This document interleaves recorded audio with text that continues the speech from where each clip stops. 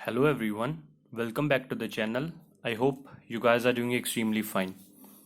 तो आज की वीडियो में हम बहुत इंपॉर्टेंट टॉपिक करने वाले हैं प्रोसेस सिंक्रोनाइजेशन। तो चलिए जल्द से इसको स्टार्ट करते हैं।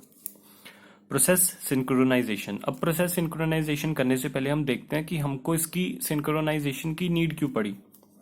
सबसे पहले हम देखेंगे कोऑपरेटिंग प्रोसेस। कोऑपरेटिंग प्रोसेस क्या होता है? It is a process that can affect or be affected by other processes executing in the system. अब कोऑपरेटिंग प्रोसेस वो होता है या तो फिर वो इफेक्ट होगा या वो किसी और प्रोसेस को अफेक्ट करेगा जो एग्जीक्यूट हो रहे हैं सिस्टम में।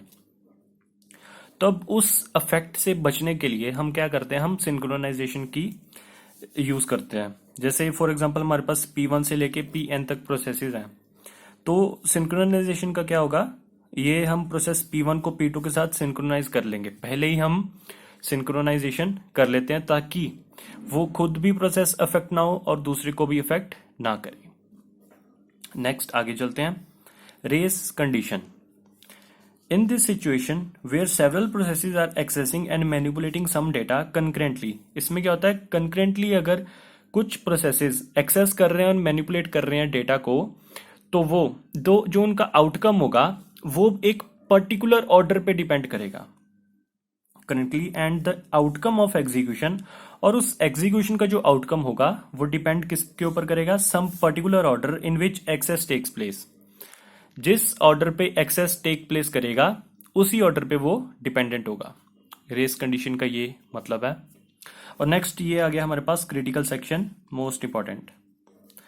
अब ये सबसे इंपॉर्टेंट है क्रिटिकल सेक्शन। इसके ऊपर ही अगला जो टॉपिक होगा वो इसके ऊपर ही सारा बेस्ड होगा। Critical section. Critical section is a code segment. ये कोड सेगमेंट है that accesses shared variables and the execution has to be done by some atomic action. और उसकी जो एग्जीक्यूशन होगी वो कौन करेगा, एक atomic action. Only one process can be executed in its critical section at a time. एक time पे एक प्रोसेस ही एग्जीक्यूट होगा अपने क्रिटिकल सेक्शन में। इसकी एग्जांपल देख लेते हैं हम। फॉर एग्जांपल ये मैंने डू वाइल लूप से एक की आपको समझाने की कोशिश की है। ये एक सिंटैक्स है बेसिकली। डू एंट्री सेक्शन, सबसे पहले प्रोसेस किस में जाएगा, एंट्री सेक्शन में। उसके बाद वो किस में एंटर करेगा, क्रिटिकल सेक्शन में, वन बाय वन। उसके बाद एग्जिट सेक्शन और रिमाइंडर सेक्शन। और ये यहाँ पे ये लूप टर्मिनेट होगी। अब इसका सोल्यूशन क्राइटेरिया देख लेते हैं। सोल्यूशन क्राइटेरिया, इसके में 3 पॉइंट्स हैं, म्यूचुअल एक्सक्लूजन, प्रोग्रेस और बाउंडेड वेटिंग। सबसे पहले हम म्यूचुअल एक्सक्लूजन देखते हैं। ये मैंने आपको डेडलॉक में भी बताया हुआ है, सेम वही है। Only one process is allowed to enter its critical section at a time. एक टाइम पे एक प्रोसेस ही एंटर कर पाएगा किसमें, हमारे क्रिटिकल सेक्शन में। Progress, if no process is executing in its critical section and some process wishes to enter critical section, then only those process who are executing in its critical section is remainder section are allowed।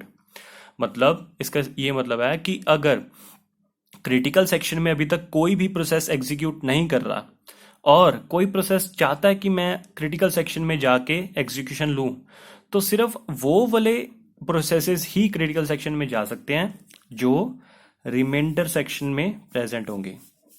मतलब first priority इनकी होगी। अगर reminder section में कोई process पड़ा तो वो ही critical section में जा सकेगा। और लास्ट हम देख लेते हैं third, bounded waiting. It is the limit on the number of times the other process is allowed to enter in the critical section. ये एक तरह की लिमिट होती है। It is the limit on the number of times कि कितनी बार other processes is allowed to enter, कोई और प्रोसेस क्रिटिकल सेक्शन में एंटर होगा। एक नंबर है, एक लिमिटेशन, मतलब एक लिमिट में इसको बाउंड कर दिया। It is the limit on the number of times the other process is allowed to enter in it critical section. तो ये था एक बेसिकली एक ओवरव्यू था क्रिटिकल सेक्शन का। नेक्स्ट लेक्चर में हम इसको और डिटेल में देखेंगे। आज के लिए हम इतना ही रखते हैं। Thank you.